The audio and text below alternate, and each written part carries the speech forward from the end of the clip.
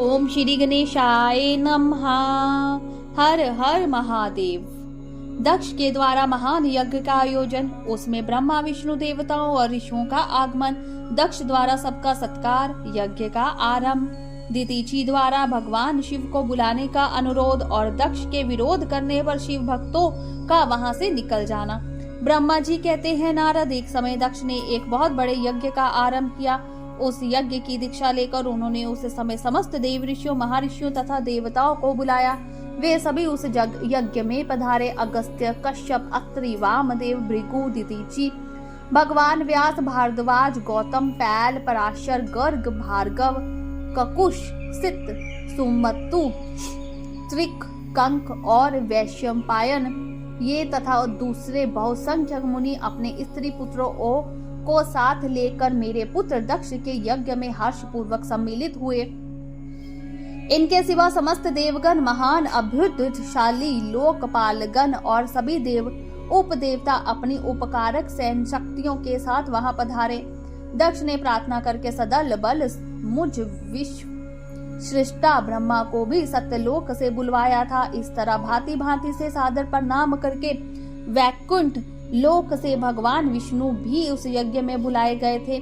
शिवद्रोही दुर्मात्मा दक्ष ने उन सब का सब बड़ा सत्कार किया। विश्वकर्मा ने अत्यंत दीप्तमान, विशाल और बहुमूल्य दिव्य भवन बनाए थे।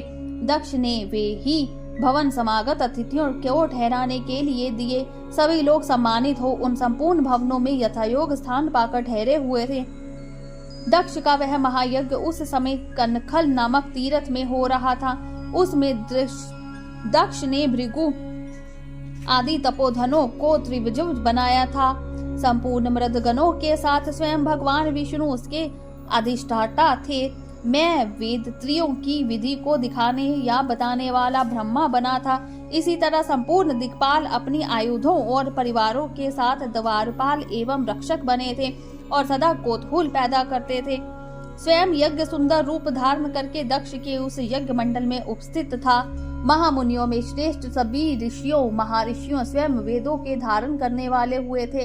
अग्नि ने भी उस महायज्ञ उत्पन्न में शीघ्र ही हविष्य ग्रहण करने के लिए अपने सहस्त्र रूप प्रकट किए थे। वहां 88,000 त्रिभुज एक साथ हवन करते थे। 64,000 देव ऋषि उगाता थे। अध्वर्यु एवं होता भी उतने ही थे। नारद आदि देव ऋषि और सप्तऋषि पृथक पृथक गाथा गान करते थे। दक्ष ने अपने उस महायज्ञ में गंधर्वों, विद्याधरों, सिद्धों, बाहरा, आदित्यों, उनके गणों, यज्ञों तथा नाग लोक में विचरने वाले समस्त नागों का भी बहुत बड़ी संख्या में वरण किया था। ब्रह्म ऋषि, राज ऋषि और देव ऋषियों के समुदाय एवं बहुसंख्य नरेश भी उसमें आमंत्रित थे, जो अपने मित्रों, मंत्रियों तथा सेनाओं के साथ आए थे। यजमान दक्ष ने उस यज्ञ में वसु आदि समस्त देवगणों को, गण देवताओं का भी वरण किया था। कौतुकों और मंगलाचार करके जब दक्ष ने यज्ञ की दीक्षा ली तथा जब उनके लिए बारंबार सवित वाचन किया जाने लगा, तब वे अपनी पत्नी के साथ बड़ी शोभा पाने लगे। इतना सब करने पर भी दुर्मात्मा दक्ष ने उस यज्ञ में भगवान शंभु को नहीं आमंत्रित किया। उनकी दृष्टि में कपालधारी होने के कारण वे निश्चय ही यज्ञ में भाग पाने योग्य नहीं थे। सती प्रजापति दक्ष की प्रिय पुत्री थी और तो भी कपाली की पत्नी होने के कारण दोषदर्शी दक्ष ने उन्हें अपने यज्ञ में नहीं बुलाया।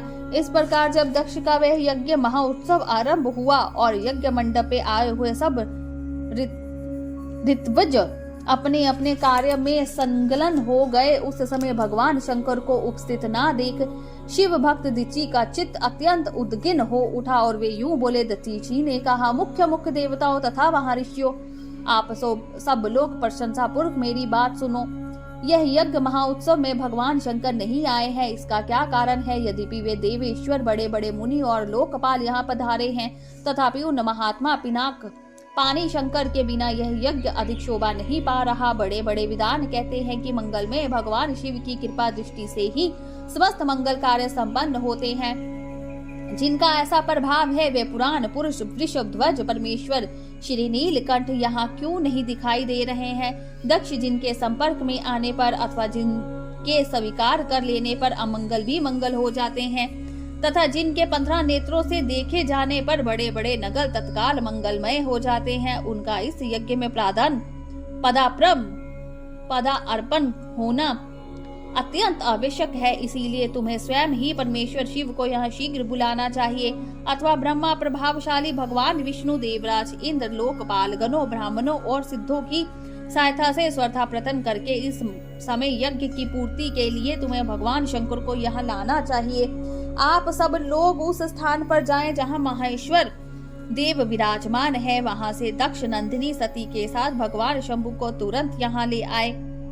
देवेश्वर जगदम्बा सहित वे परमात्मा शिव यदि यहाँ आ गए और तो उनसे सब कुछ पवित्र हो जाएगा।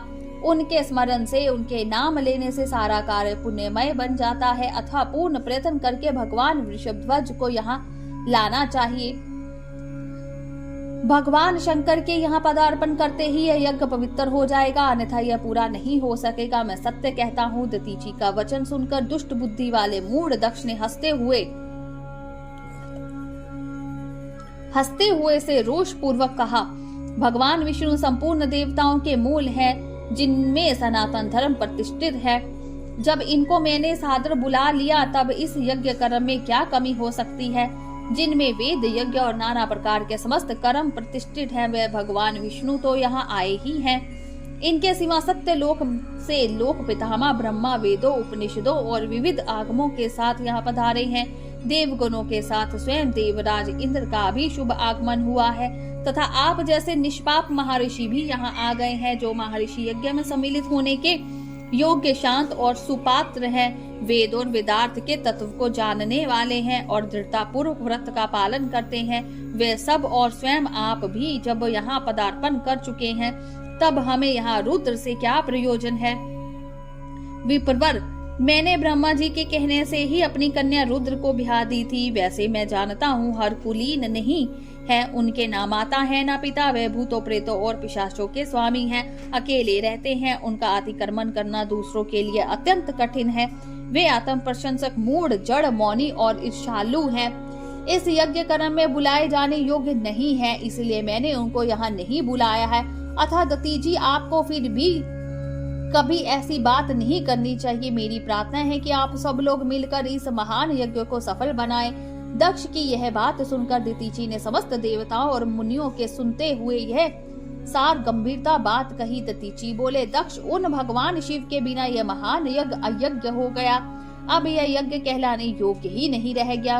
विशेषगत्या इस यज्ञ में तुम्हारा विनाश हो जाएगा। ऐसा कहकर दतीची दक्ष के यज्ञशाला से अकेले ही निकल पड़े और तुरंत अपने आश्रम को चले गए। तदनंतर जो मुख्य शिव भक्त तथा शिव के मत का अनुसरण करने वाले थे, वे भी दक्ष को वैसा ही शाप देकर तुरंत वहां से निकले और अपने आश्रमों को चले गए। मुनिवर ऋषि दतीची और दूसरे ऋषियों के उस यज्ञ मंडप से निकल जाने पर दुष्ट बुद्धि शिवद्रोही दक्ष ने उन मुनियों को उपहास करते हुए कहा।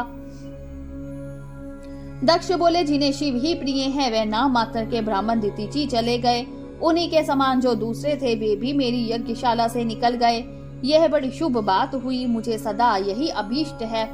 देवेश, देवताओं और मुनियों में सत्य कहता हूँ, जिनके चित्त की विचार शक्ति नष्ट हो गई है, जो मंद बुद्धि है और जो मिथ्यावाद में लगे हुए हैं, ऐसे वेद भ्रष्ट दुराचारी लोगों को यज्ञ कर्म में त्याग ही देना चाहिए। विष्णु आदि आप सब देवता और ब्राह्मण वेदवादी हैं, अतः मेरे इस यज्ञ को शीघ्र ही सफल बनावें। ब्रह्मा जी कहते हैं, दक्ष की ये बात सुनकर शिव की माया से मोहित हुए समस्त देवऋषि उस यज्ञ में देवताओं का पूजन और हवन करने लगे। मुनीश्वर नारद इस प्रकार उस यज्ञ को जो शाप मिला उसका वर्णन किया गया। अब यज्ञ के विध्वंस की घटना को बताया जाता है। आदर पूर्वक सुने। बोलिए शंकर भगवान की जय, उमापति महादेव की जय, हर हर महादेव।